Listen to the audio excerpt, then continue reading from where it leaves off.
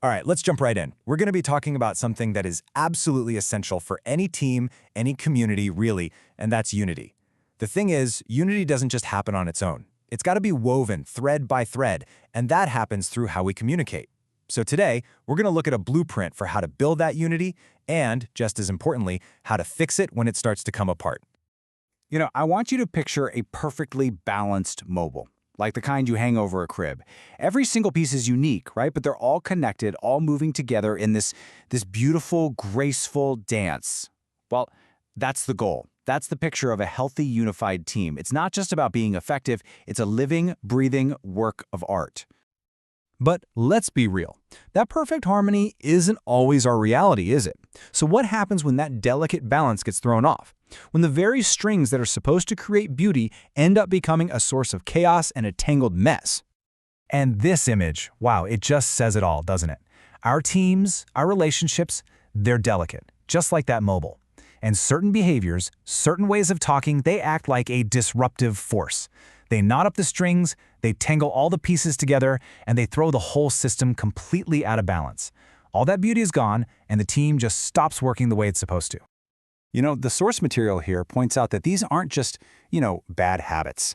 Ancient wisdom, like from the book of Proverbs, gives them really sharp, clear names. You got the perverse tongue, that's things like tale-bearing, whispering, and slander. Then there's unbridled anger, the kind of wrath and strife that just flat out severs relationships. And maybe the biggest one of all, pride. It's so often the root of contention, and it's what stops us from ever being able to reconcile. And if you want to know just how serious this is, just listen to this quote from the book of James. "The tongue is a fire." That's not a small spark, you guys. It's a fire that can set the entire course of a life or a team completely ablaze. This paints such a vivid picture of why we have to get a handle on how we talk to and about each other. Okay, so this brings us to the real heart of the matter for us today. We need a way to actually diagnose the problem. How can we tell the difference between communication that heals and brings life and communication that just hurts and tears things down? Let's look at a guide. So here's the crucial question, right? We all need to process difficult stuff. We all need to talk things through with someone we trust. But where is that line? When does seeking help cross over into causing harm? When does it become gossip or slander that just makes all those tangles even worse? Now, before we get to the diagnostic tool, we have to understand the why behind it all. And it comes down to this foundational concept, the imago Dei. It's the idea that every single human being is created in the image of God. And because of that, they have profound, inherent worth and dignity. This isn't just a nice thought. It means protecting someone's reputation isn't just polite, it's a sacred duty. Because when you damage their reputation, you're defacing that image. Okay, this slide right here, this is our practical guide. Think of it as a checklist for your heart before you open your mouth.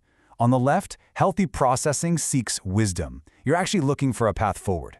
But on the right, gossip, it just seeks validation. You just want someone to agree with you. Healthy processing is solution-focused. It's trying to build something better. Gossip is problem-focused. It just wants to complain and stir the pot.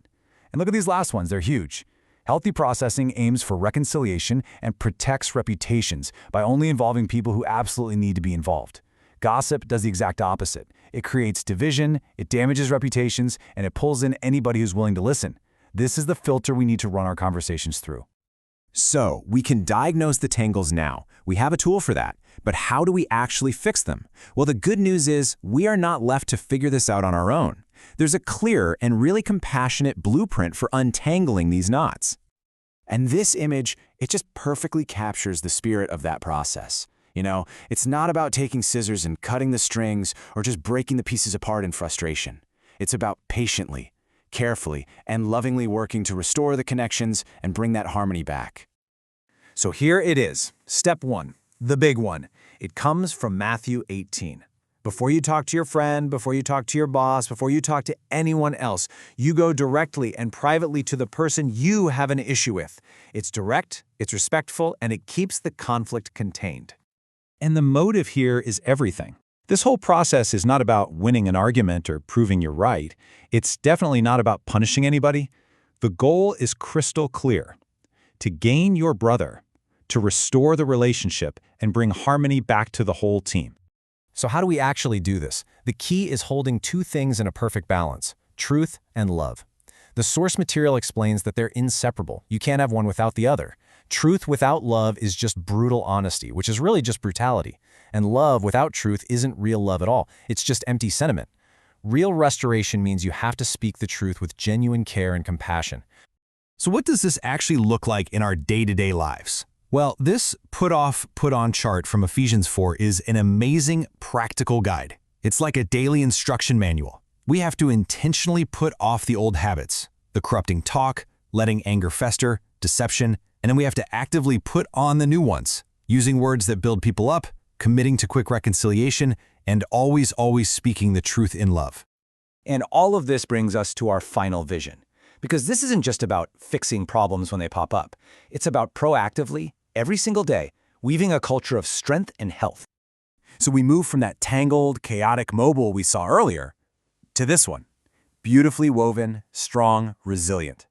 The goal is to create a culture where our communication is constantly strengthening the connections, making the whole team more beautiful and less likely to get tangled in the first place. And this verse right here is pretty much the mission statement for that kind of culture. Every word we speak should be passed through this filter. Is this good for building up? Does it fit this specific moment? And will it give grace to the person who's hearing it?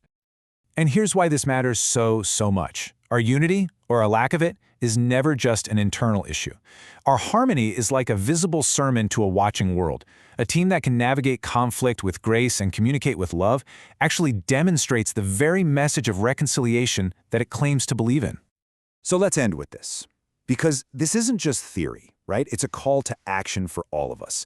When you look at your own teams, your own community, your own family, which strings will you untangle this week? Which conversation do you need to have? Not to win, but to restore.